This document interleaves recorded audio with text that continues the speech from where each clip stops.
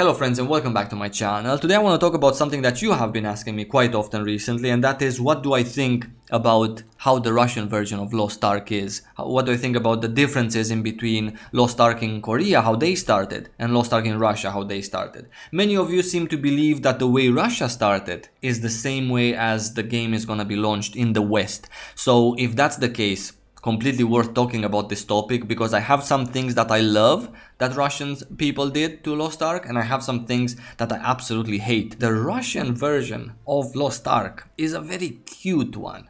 Super cute, minimalistic, and that is why it's cute. They did not give you every single content there is in game. They've changed some things, they've limited some things, and that is very appreciated because Lost Ark can be an overwhelming game, especially to new players.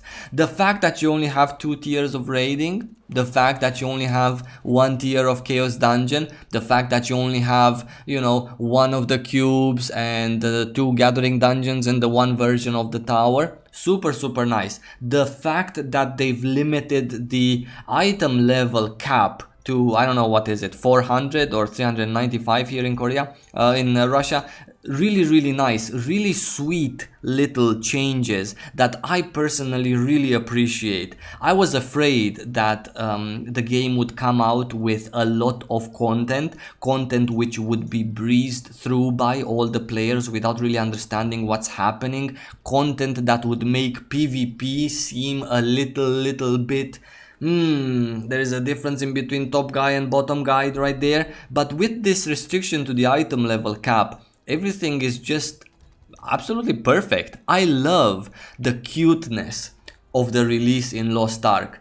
Clap for the Russian devs for doing this like this. I also wanted to praise the Russian version for having an updated version of the skills for every class, of course. Korea didn't launch with this kind of updated version of the skills, and it's really nice. It's really nice that because in time in Korea, throughout the first few months, there have been quite some significant adjustment in skills and what they do and how they work for various classes. So Russian people getting an up-to-date version is really cool, and really big props for that. Another thing I wanted to praise the Russian version for is the map. This is the most updated version of the map in terms of looks. It shows you the dangerous zones and so on and so forth. Super good. This was a really nice change that came very late in Korea, and this is a very nice quality of life thing that is in Russia, and I really appreciate it in that sense. I really applaud, clap the Russian people for adding this straight from the get-go for their players. Lost Ark can be an overwhelming game at times for new players, especially, even for players that have played like myself. I absolutely love this. It just reminds me while I'm doing my things that there's this island, that island, go there, that event on the sea. Super genius, very nice feature, this one. I absolutely love it. A thing that I have a love-hate relationship with at the moment is this place right here. This is something new, and this is something debatable. I'm not gonna call it bad and I'm not gonna call it good. I'm just gonna call it debatable. I have mixed feelings on this thing, even though I absolutely hated sometimes to just teleport myself to this, there, just spend so much time, useless time, just on my boat doing this, or paying a lot of shillings just to go there and still spend some time. This thing right here is a lifesaver. However, I do understand why some of you guys think it's a little bit, is Lost Ark really supposed to be like this? To have these kinds of things that you can just save your place right here and just zoom around the world like that. I like this. At the same time, I'm thinking about this. Not gonna say anything bad about this feature because I kinda, my selfishness of saving time in Lost Ark is so big that I actually just like this, and I don't want to say anything bad about this, but I can see why maybe potentially it could have a few bad things in the overall idea. Another thing that I just absolutely love, no beef with this one, is the LFG part of things. This wasn't in Korea at their beginning. This is a very nice thing. This is common in every MMORPG. You just go here, and if you want to make an LFG party for the cube, then you're just gonna do this without bothering yourself in any other way, and people are just gonna use it, see it, apply for your group, let's go. Simple as that. Very nice thing. Super appreciated. A few other things that are different compared to the Korean release is the way achievements are no longer linked to the account status overall. So the accounts in Korea have grades, right? The more achievements you do in game, the more grade your account has, and you get specific goodies. However, the achievement system now is just an achievement system, which for me personally feels like a downgrade compared to the achievement system in Korea, which was also linked to your account status and made sense in my head. Now the account status is judged by this interface right here. You get, depending on the level that you get more XP in, you get, I don't know, some HP, some main stat from your main stats. It's nice. It's cool. It's a cool idea to reward people for playing and doing content, and not only for playing and doing achievements, and you reward them with actual game-changing things like HP and main stats and so on and so forth. Then eventually you give them a couple of boxes of crystal, and then at the end of the tier 1 you give them a wallpaper, which was a reward for reaching a specific number of achievement points in Korea. I don't know what to think about this. It's nice. Again, it's a cute thing. I understand the coolness of rewarding people that play with a little bit more stats for their character. Sure, that's fine for me. Not a bad thing in any way, but just a little bit bizarre that now achievements have been left as just a completely side thing of the game. And yeah, sure, they do give you, some of them give you some rewards as the achievement system did back then, but it's just a lot less incentivized to do achievements purely than before, when they were actually linked to your account status overall. Regardless, it's just a simple change, nothing special. A couple of things that I don't like how the Russian version started is that one, a very important one to me personally, is the absence of the guidebook. There is no, not this guidebook, no, I'm not talking about this one on the forums. The item codex, to be more specific with you.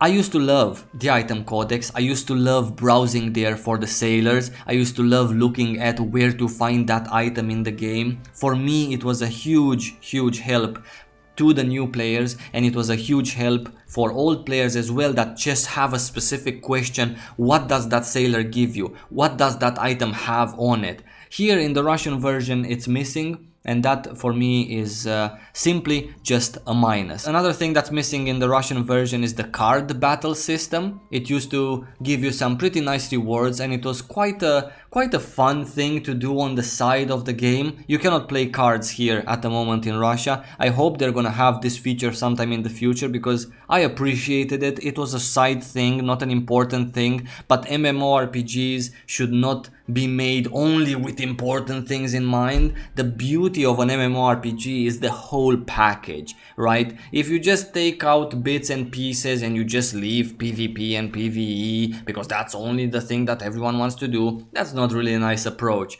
Side things are also good. It keeps a couple of players with this system, keeps a couple of players with that system, and overall it just creates for just a lovely community in general. A thing that I'm actually very disturbed with, and I absolutely hate, is what they've done to the Island Heart rewards. I think this is really bad and really demotivating to do any Island Hearts. Now I understand that if you haven't played Lost Ark before and you're a brand new player to the game, you're just gonna come in the game and you're gonna see a couple of goddamn shinies in here, and you're gonna think like, wow, 250 of these tokens, Jesus, I loot like, I don't know, 1 per 3 diving sessions. Yes, that's true. There are some rewards that are nice here, like this one, for example, but it's still not worth it. They're just nice. And I understand that getting 30 island hearts is not the biggest deal in the world. I get that. But just the way, I don't know, it just the way it's done, maybe smaller, different rewards for more often in your island heart progress, not once in 5 hearts you get something and you keep having to grind up until you get this shit right here and you have to do 15 of them just to get this. These rewards, all of them, including this, even though I realize the value of it, but I'm just gonna tell you straight off the bat, including this reward and even this reward is just simply not motivating, and it is not a nice reward to have for island hearts, for the sea and water content. This is a huge part of Lost Ark. This is in their starting splash screen. This is in all their screenshots. This is in their cover for their CD. It's water and sea content. This is a huge part in the game, and to put a shame to that by adding these rewards to that huge part is just something that wasn't thought through well, something that I personally don't like at all, and currently not even motivated to do any sea and water, any island hearts, sorry. Let's just be specific, because sea and water contest is still nice, shipwreck, scuba diving, etc. But island hearts? Nah, this has to be done a lot more nicer. Getting an island heart is hard enough for you to not be rewarded with anything at 3 or at 6 or at 7. There has to be rewards for each island heart you get, in my personal opinion, because it's a hard thing to do, it's a grindy thing to do, and it's something that should be fun, cool, enjoyable, and exciting in that sense.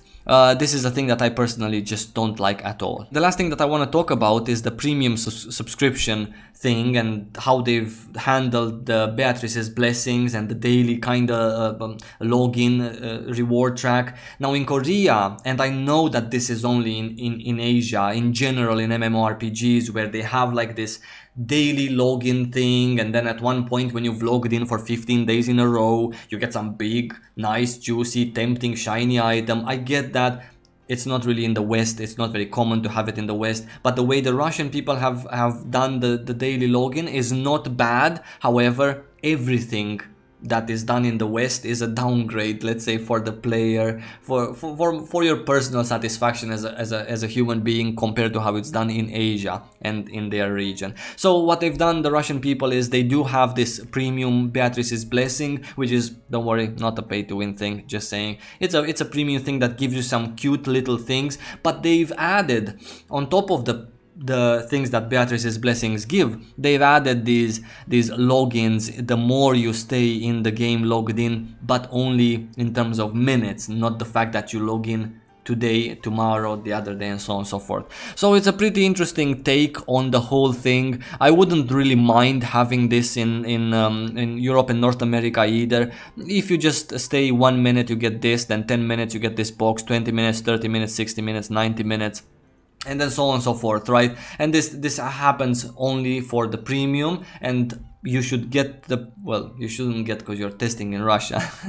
But just saying, when the game comes out, this Beatrice's blessing is a nice thing to have even without these things. Just saying, so you know. But these things are a cute little addition. Again, a cute thing. They've done a lot of cute things, these guys in Russia, with the game. This was everything that I wanted really to talk about, guys, in terms of differences in between the two regions. There's obviously other differences, but not something that I really necessarily want to, let's say, mention in a video.